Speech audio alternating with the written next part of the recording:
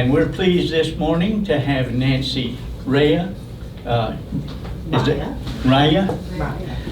Bring our message. I'll behave. Maybe. Good morning. Good morning. Let's begin with a prayer. Dear God, thank you that you hear and answer our prayers. Hear our prayers and be in the midst of our service today. Thank you for the gathering of these fine folks here today, and also thank you that your presence calms the troubled sea of life and speaks peace to our souls. Give us clear minds and peaceful hearts as we gather together. And so it is. Thank you. Amen.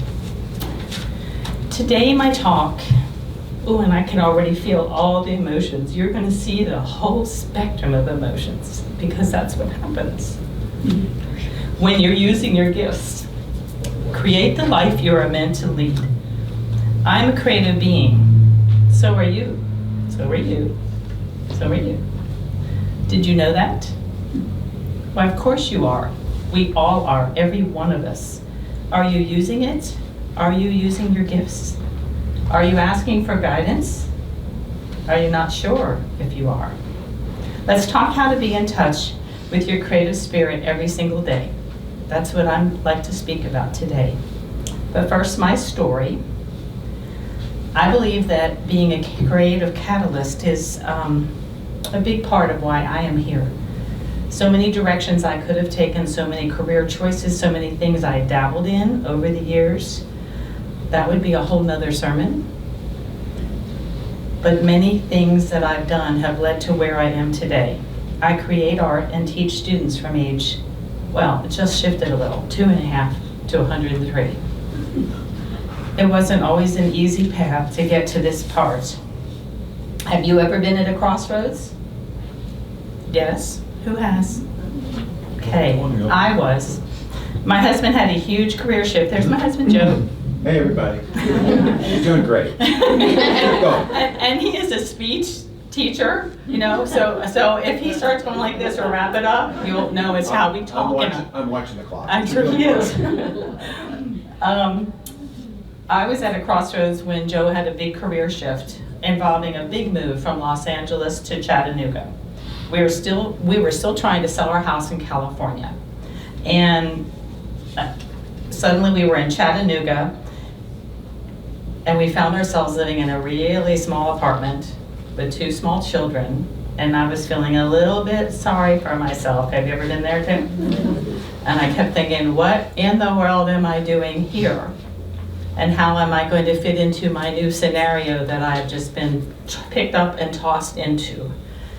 So I said a little prayer asking for guidance. You'll hear me talk about that a lot today.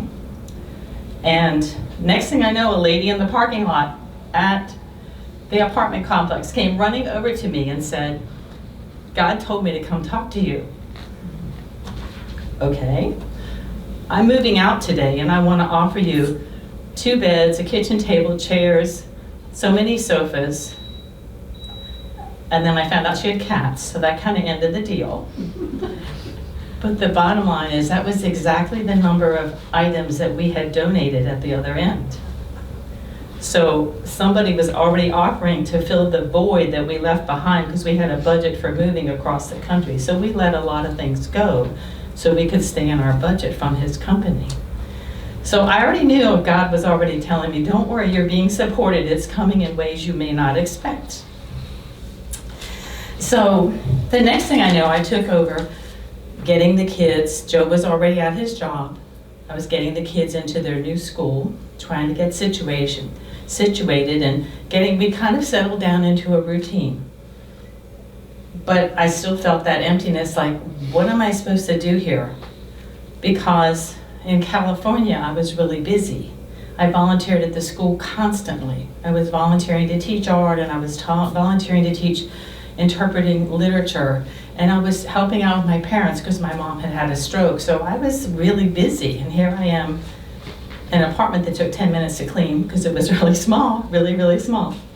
And so I just sat down and I wrote a prayer to God. I know it's in one of my journals somewhere, and someday I hope it'll be like framed. But I basically said, "Dear God, I'm not really sure why I'm here, and I don't know my purpose," because everything, my mom had passed away, the kids were in school, Joe was at work, and I'm sitting here going, what am I supposed to do? So I poured my heart out and basically said, let me use my gifts as you gave them to me, as you choose me to, and show me the way. So it reminds me, one of my quotes, the one quote I'm going to give today is from the Bible, Mark 11:24. Therefore I tell you, whatever you ask in prayer, believe that you have received it, and it will be yours. So I put this fervent prayer, I shut my journal, went and picked the kids up, and I had to just sit and wait for the answer. First of all, let's talk about, how do you know what is your gift? How many of you know you have a gift? Okay, how many of you know you have more than one gift?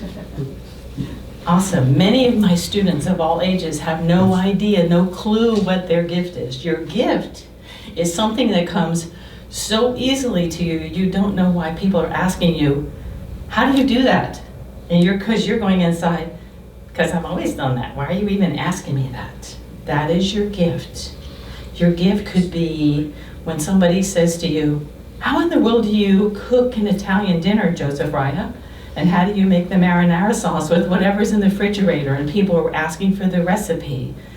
That could be your gift. Your gift could be the way you calm a small child down. Your gift could be the way you decorate a home, or the way you build something, or the way you garden, the way you grow things. Everyone has a gift. Back to my story. As a child, I was identified as gifted in art. I was one of those little kids. I was actually a quiet kid. I know Joe doesn't believe it either. I was a really quiet, inward kid. And I'd wait till the Christmas cards came and I'd pull one out of the pile. And it was past my bedtime, but I'd run off to my bedroom. And you know how you remember something so clearly? It was the little drummer boy. It was a little drawing, probably in pencil or colored pencil. And I went back and I was supposed to be asleep and I'm looking at that little drummer boy and I'm trying to draw it on the side. I still remember that today, and when nobody was looking, I tried to copy a Christmas card because that's so neat. How did they do that? Well, somewhere about 5th grade, I guess somebody told my parents I was really good at art, or I was talented or gifted, or whatever phrase you want to use. So the art teacher invited me to private lessons at his home. His home was I grew up in Pennsylvania. It was on a hill. He had a lake. We went down to the basement. He had a whole art studio set up. We were always drawing still lifes. Here's your still life. Draw it exactly as you see it. One day, he asked me to, he probably ripped out a page from Look or Life magazine. He asked me to draw, and I remember every detail of this story because it's really a painful memory. He asked me to draw Abraham Lincoln or some man chopping wood, just chopping the wood. And he asked me to do that. And I looked at that painting of a very masculine man chopping wood, and I sat there and I tried to draw it. And I drew it as best as I could. Come on in. I don't bite. Not recently. Come on in. Sorry, they thought it was That's 11. fine. That's my fault. That's fine. You can say after class and we'll run some laps. I try that assisted living and they never listen to me. Anyway, I'm talking about a story from my childhood. I'm Nancy Raia, and I'm an artist. And anyway, my art teacher, Mr. Smith, he had lost some of his fingers from World War II, and he took that charcoal between his fingers, and he went over my paper and said, this isn't right. And he proceeded to draw on top of my drawing very boldly with tons of skill. And suddenly it really looked like the picture that I was supposed to be drawing. It was very good, very strong. I went home, and my dad, who was a chemical engineer but wanted to be an architect his whole life, he looked at my drawing, and this is what I got. Oh my gosh, this is the best thing you've ever done. You've got it, it's amazing, it's wonderful. And I went, okay, I'm a failure. I'm a complete and total failure. So that little artist window just shut down like that. Shut down. And when Dad was done fussing over what art skills I had, I quietly went to my mom, like a typical 5th grader, and said, I think I'm kind of done with this art class. Maybe I could try out for a play, or could I take some voice lessons, or could I try out for a sport? And my parents kind of thought I was one of those typical teenagers that, oh, she just, changed her mind every 6 weeks and will try something new. They never knew that my little artist soul was not only crushed, but stomped on and crushed into the ground. I shut down. That's why I'm a major artist recovery expert today. When I can spot it a mile away, I say, come on in my classroom. I've been there. So that was my story. And it was so painful for me, but when I journal, and I journal a lot, and I teach from the class, The Artist's Way, the book, and I journal a lot, many, many times today, and I don't even know if he's alive. Mr. Smith, I love you. You gave me a gift, and that gift was find my own path toward art. So because I shut down in that class, I went on the stage, I went in all the sports, and I tried everything else. I wrote and I sang, and so today when I teach, I pull in all these toolkit that I would not have had if I continued down one path. So don't tell anybody, okay? This is between you and I. My degree's in finance. I'm whispering, okay? But I won State Art Teacher of the Year. Shh, don't tell them, okay? Because sometimes I still want to say, somebody's gonna holler I'm a phony. But I teach art the way I would want to learn from all of my experiences. That's how I teach art. So let's go back to the story. I decided in Chattanooga that my answer was starting to come to me. And I thought, okay, God wants me to walk into the school and say, hi, I was teaching children how to draw art in California. I went into the principal, and I can still see her today, Mrs. Roberts. Hi, I'm Nancy Raia. I just moved here from California, and I have a lot of ideas I'd like to share with your school. This is what she did. I think it was that part of, I'm from California, and I got ideas to share in your school. And so instead, I went to Ashley's 5th grade teacher, Ginny Gaines, and I said, hey, I'm really pretty good at teaching children how to draw, because when my children were small, I saw that Ashley was really gifted at art.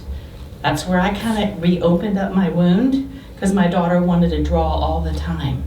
5 or 6 years old, she decided she was going to be tall like me, and she was going to design a clothing line called Vertically Challenged, so that when she bought pants, they were the right length, And so I went to volunteer to teach art in California after taking a short class that taught us how to do directed drawing with children, and I remembered how much I loved art. By wanting to help my children, I helped myself reopen up that little wound. So in Chattanooga, when I started teaching, oh, he's checking his time. He's actually checking his time. Ignore him. No, I got a message. Okay, from God, I hope. I hope was. that's what it's about today.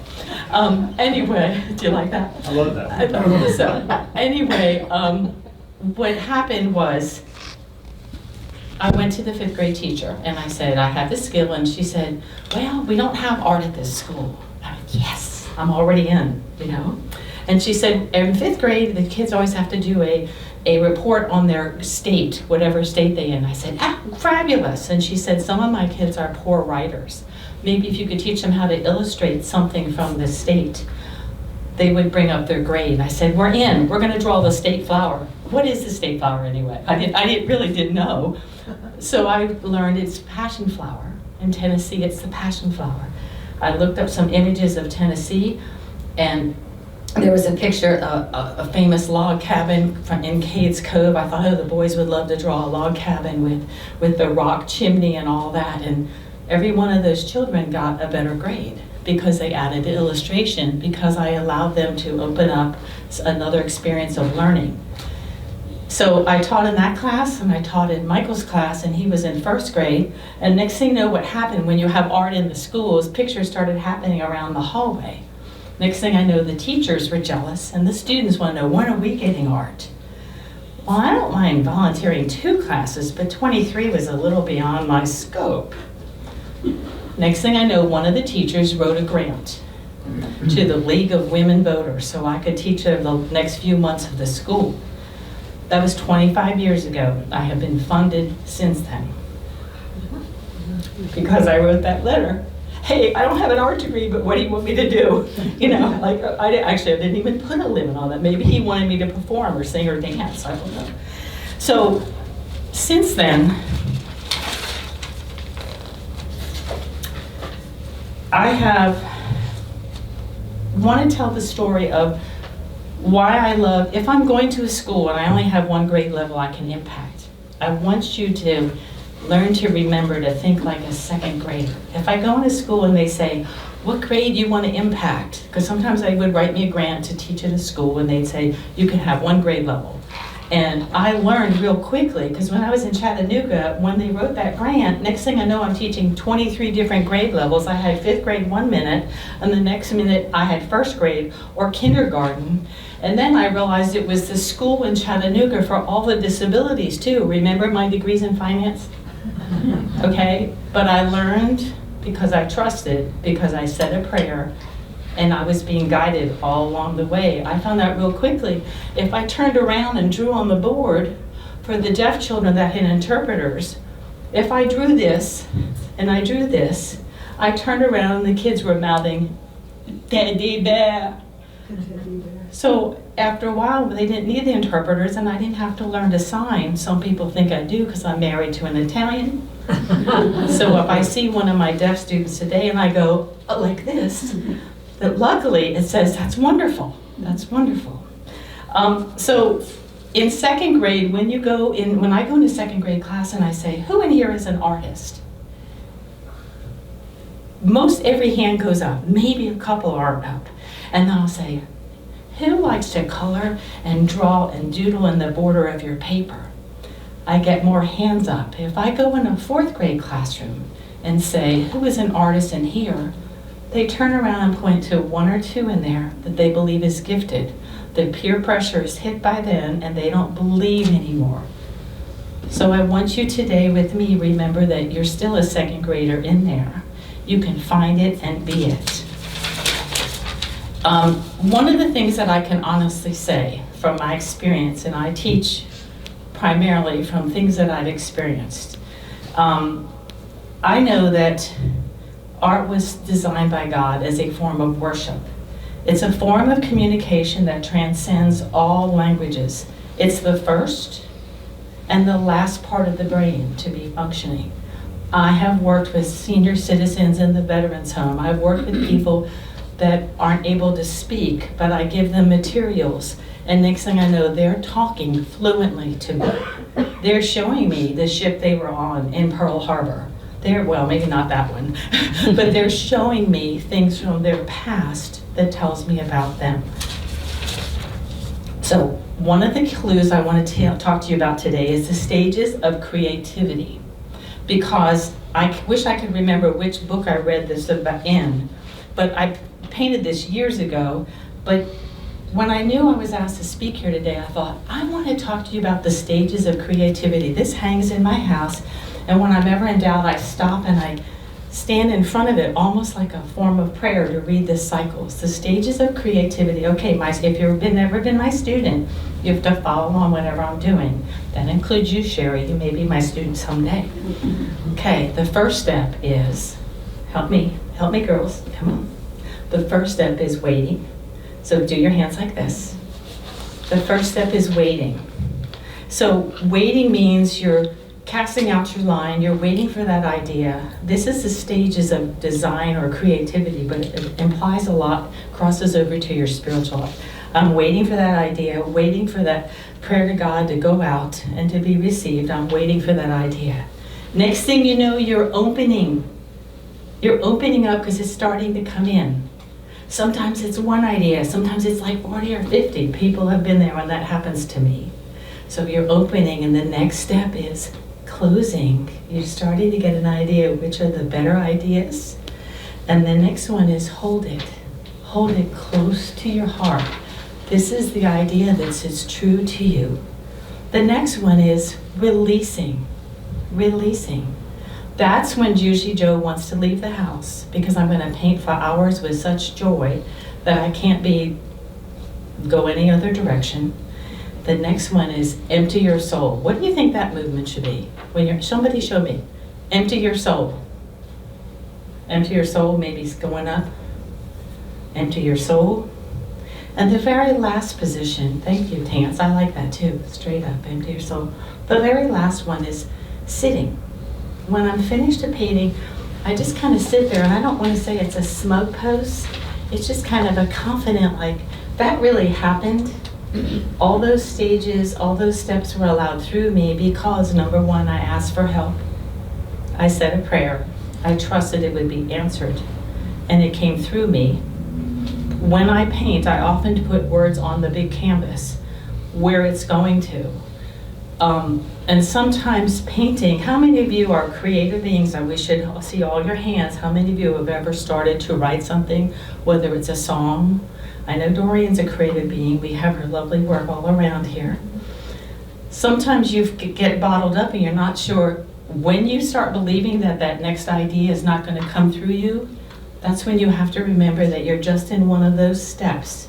You're in one of those steps, and you have to trust it's coming along. For instance, back during Ivan, I saw something in the paper.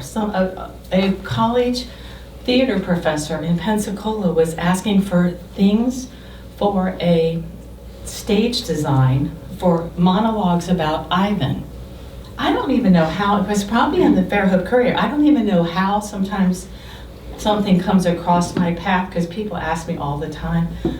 I read this and I called up the person and he said, I'm going to have all these people appear on stage and talk about where they were during Ivan.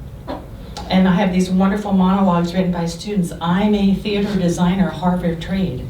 And he said, do you have any broken piers? You know, do you have any like the hull of a boat? And I said, no. And he kept asking, he wanted three-dimensional stuff. He wanted me to bring in like a bulkhead that I turned into a sculpture. I thought, well, that would be Bruce Larson. I said, no, but I'm a painter primarily, and I want to be a part of this. And he didn't know how he could work a painting into this. Once again, I was following that gut. I wanted to be a part of this because I worked with so many people after the storms. So I just kind of put it out there and trusted. I said, I'm not saying no. I'm saying I want to play. I want to be a part of this. So thank you for giving me your contact.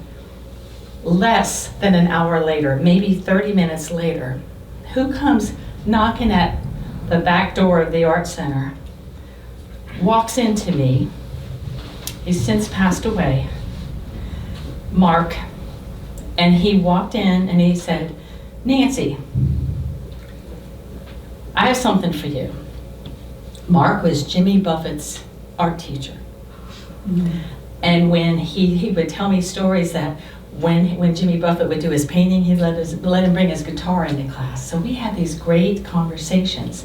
And Mark also often would sign his paintings with his name. And I'm sorry, I'm blanking on his last name, but I just remember it was Mark, and he had the sign of the cross behind his name. So he said, I felt that I needed to come see you today. I have a roll of canvas for you.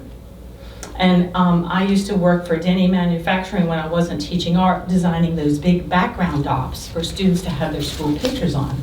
So I'm a part owner of this business. So it's 60 feet of 5-foot wide canvas, but it's a little moldy on the edges. And I hollered, yes, yes. I said, I would love it. So I called up the theater person. I said, yes, I think I'm in. I got 60 yards of canvas. What do you want? And he said, well, I said, let me tell you what I've been working on. I've been doing a lot of things about trees, broken trees of the storm with people who have been through the storm. He said, well, if you make it 3 long panels, different lengths, and do a giant broken tree on it, then I will have it come into the show. I went to see the show, but before I did, I went to the high school and I told the art teacher, I have a crazy idea. And we used the marine biology room where they were growing fish in tanks because it's the only place that had floor long enough to have a 20-foot, 20-foot piece of canvas. And we painted with the kids giant broken trees that I'll show you in a minute, something like it. And I got it to him and he came and picked it up.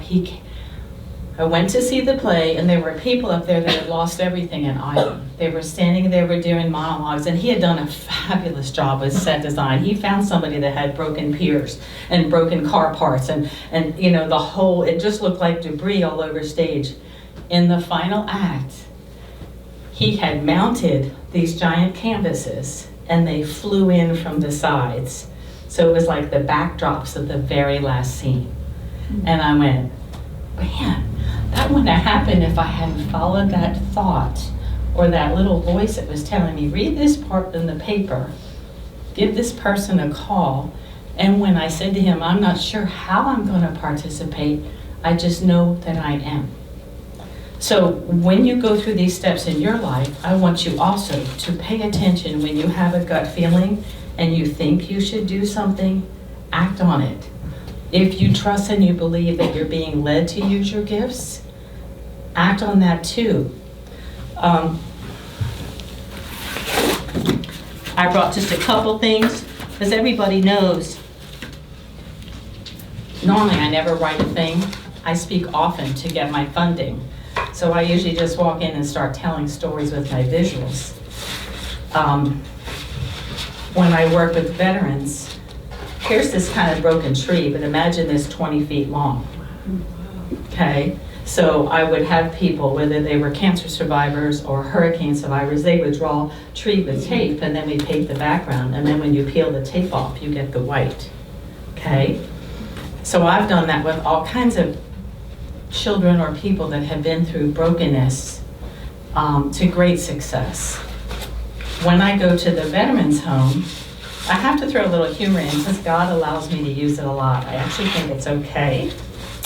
I use a lot of humor in my classroom because there's so much nervousness about, I can see it, they walk in. I mean, I actually had a student in Chattanooga, when I walked in with my little cart with my markers, and she just looked at the cart and burst into tears. And I'm like, well, no, I'm really not a mean person. There's such a fear about putting something of yourself on a paper and showing it to others, saying, this is what I did. None of my students have ever felt that, right? Ever felt that.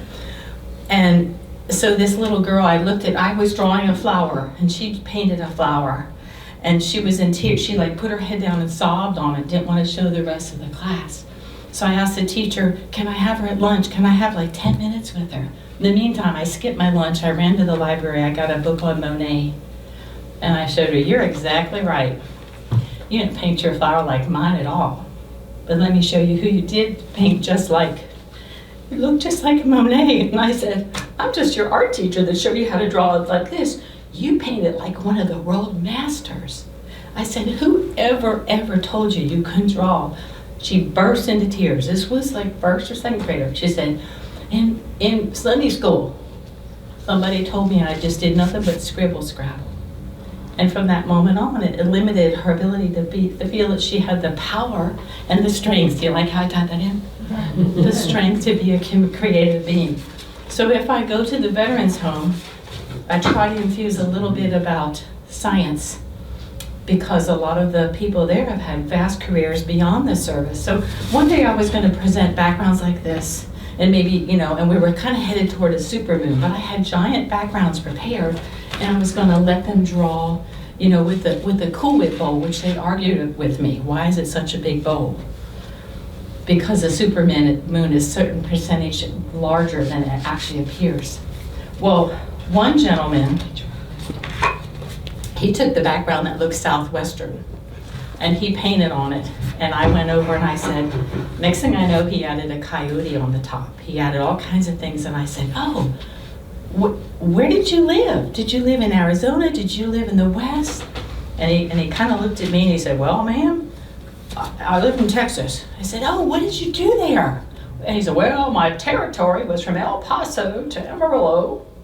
I said, what did you do? Ma'am, if I tell you that, I'm going to have to shoot you. So I allowed him, he spoke to me where he was stationed. No, there were no aliens, but it was Southwestern. But in that same classroom, another gentleman, this is not his, but his was much bigger. He was nonverbal, and they told me he was not doing well. But when we drew with the Cool Whip bowl, next thing I know, I added some colors to their palette so they could kind of put the freckles or the pock marks, whatever you call the moon. And I went over, and he had a little shaking disorder. So when he painted some of these, and then he had some of them falling on the side.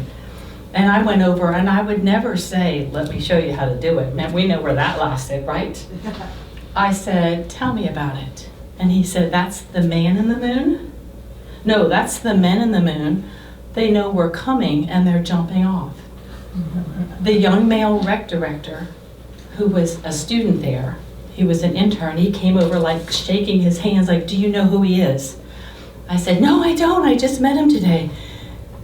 He said he was von Braun's peer. He was one of the first engineers on the Apollo mission. And so I looked at him and I said, okay, I'm showing you how to paint the moon with a Cool Whip bowl, and you actually got us there. And when I first started with him, he was completely nonverbal. But when we went back that many years ago, he had a wonderful conversation with me, and so I thought I'd play Dumb Blonde a little bit, and I said, can you tell me, what is that thing called that falls off when the rocket gets up there?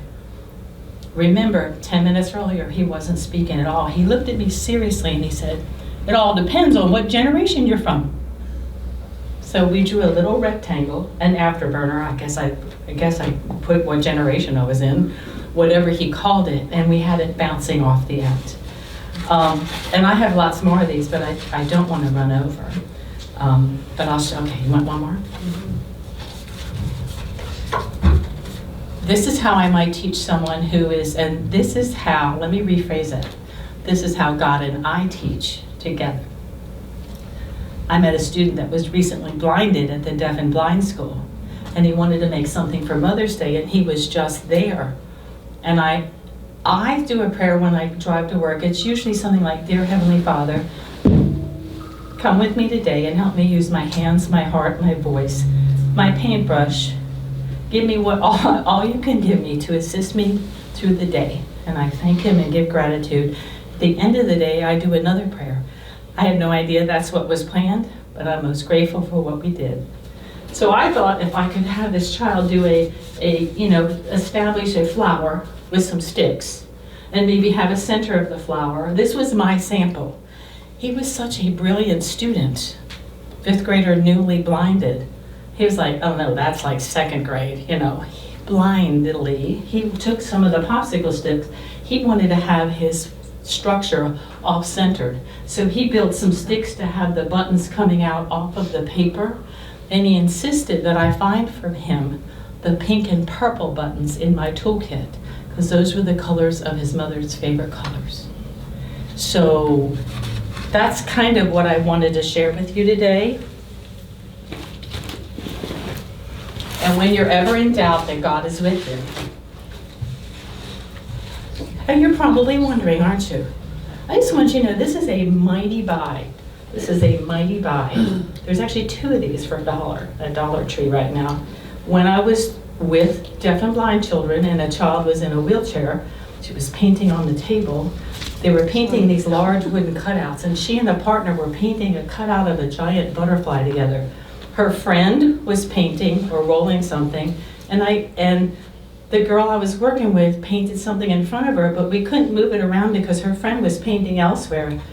God whispered it in my ear, he does this sometimes. Go ahead, Nancy, I know you want to. You brought some fly swatters for them to maybe use texture through, but if you give her a plate and put paint on it and let her slap the paint down, she can reach across the table and paint like that. And I wish you could have seen her joy when she was painting using a fly swatter. So,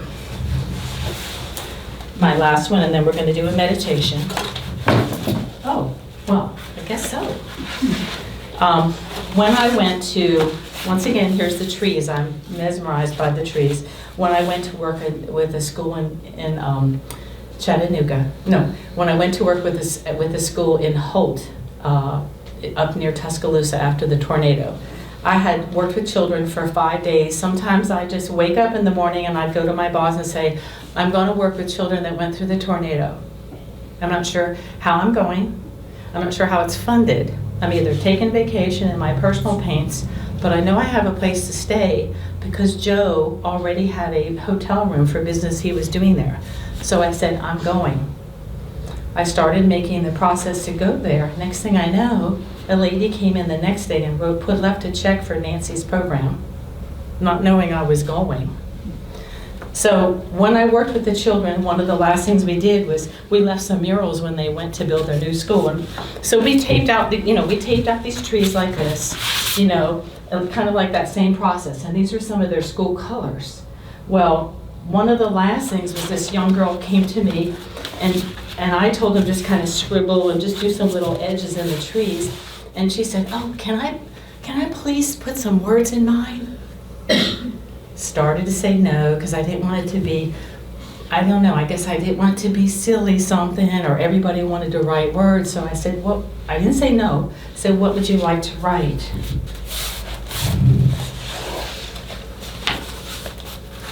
Art can change your life.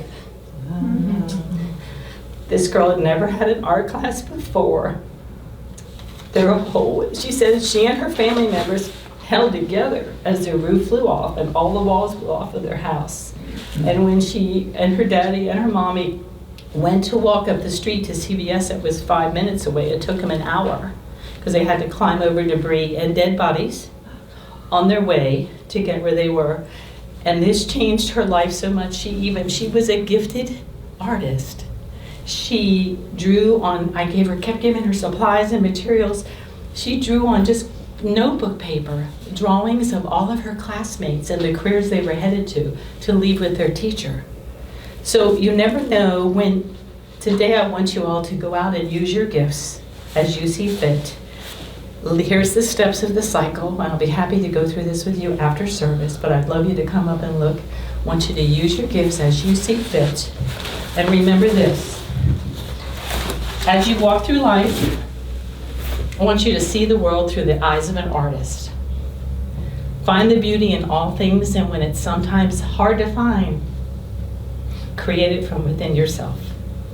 Thank you.